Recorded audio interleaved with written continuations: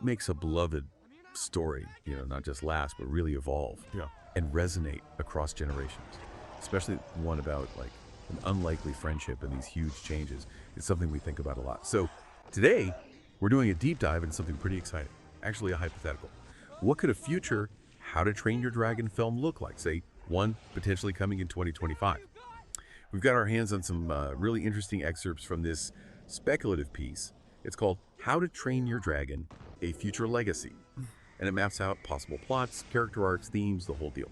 So our mission today is to really unpack these ideas. We want to highlight the most intriguing bits about Hiccups, Toothless, the future of their world, and what all this could mean for the legacy of this amazing franchise. Yeah, and what's really compelling, I think, is how this dive shows more than just new plot ideas. It's about how those core lessons from the original series, acceptance, bravery, understanding, how they could be revisited and maybe deepened for a whole new generation. We're kind of looking for those aha moments where the history informs something, well, new and maybe unexpected. Okay, so let's start at the beginning, or maybe the foundation is a better word. The original series, as you know, it was all about Hiccup, horrendous addict the third, this young Viking kid, and his incredible friendship with Toothless, the Night Fury. That bond, it wasn't just touching, it totally defied tradition, centuries of it.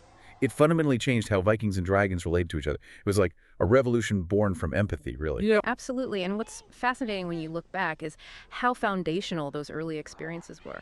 The series set up these huge themes: accepting difference, the courage to challenge how things are, the massive importance of coexistence, and Hiccup's growth, from being an outcast to becoming chief.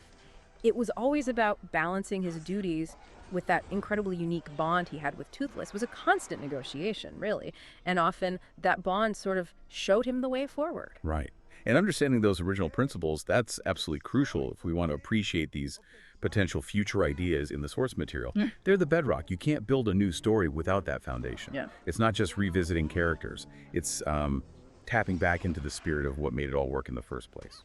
Okay, so now let's jump forward. This speculative piece imagines Burke a few years down the line. It's a matured Burke where dragons and humans are living side by side peacefully. It really sets the stage. And Hiccup, he's not just a leader anymore. He's like a wise chieftain. He's a family man, building on that legacy he helped forge. Which naturally raises a big question. What kind of threat could actually shake that harmony?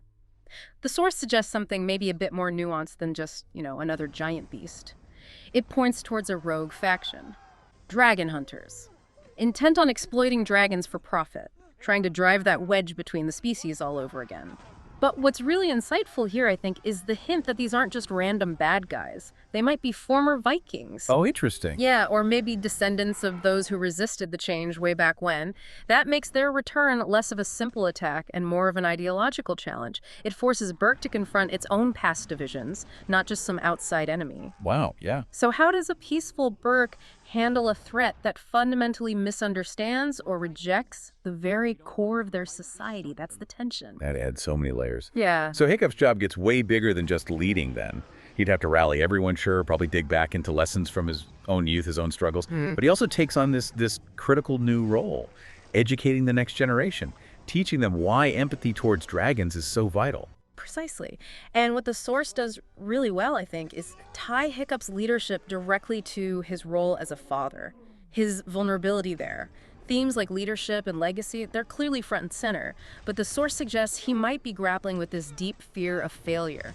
Not just failing his people, but failing his own kids in this world he helped build. That fear of a legacy lost feels very Hiccup, very compelling. And that leadership, it extends right into his home life. The source suggests he and Astrid are actively training their own children as dragon riders, instilling those values, compassion, courage right from the start, while also dealing with, whatever societal pressures or expectations might exist about the future. It's leadership made very personal, very concrete. I can just picture him trying to run a meeting while, wiping dragon slobber off a toddler. Yeah, probably. So while Hiccup's dealing with all that on land, what about Toothless? The source hints at a parallel journey for him, right? It does. The source envisions Toothless also navigating fatherhood, discovering new dynamics within his own dragon family. And if you connect that to the bigger picture, it really mirrors Hiccup's focus on family quite beautifully.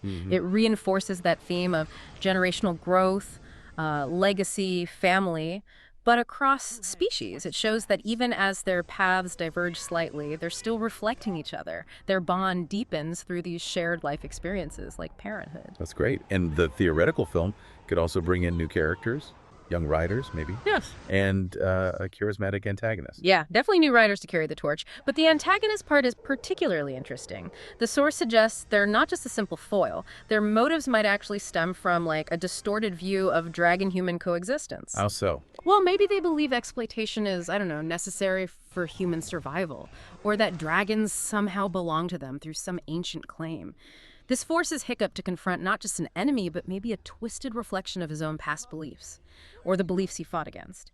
It makes him ask, are my ideals truly universal? Are there limits to coexistence? That feels like the real aha moment there, a philosophical challenge, pushing beyond just good versus evil. That is a powerful idea.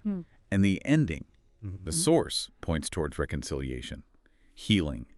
That feels like a really compelling resolution after all that conflict. A beautiful payoff. It absolutely would be. It would drive home that core message. Understanding, cooperation, they ultimately win out over fear and division. It reinforces the franchise's heart, but maybe on an even grander scale. It's not just about beating the villain. It's about evolving past the need for that kind of conflict, finding ways to truly coexist. So putting it all together, this theoretical How to Train Your Dragon 2025, it sounds like it would blend those heartfelt moments we love, deep character stuff, amazing animation, but all while pushing those original themes forward. It feels like it carries that original spirit. Totally. By mixing the action, the humor, and these really profound lessons about unity, about family, the story could really connect with everyone, all ages. Solidifying the franchise's legacy, yes, but also genuinely paving the way for what comes next, for the next generation of writers. It's a really fantastic potential blueprint. Yeah, it really is. What an incredible vision for where this beloved series could go. The potential impact of a story like that, still pushing empathy and coexistence. It's pretty inspiring, actually. Indeed. And maybe it leaves you thinking, you know, in a world that often feels so divided, what does it really mean to pass on a legacy of understanding, coexistence, to the next generation? And how can even lessons we think we know, these ancient lessons, be rediscovered and applied when we face brand new challenges? Something to chew on. Did you get her?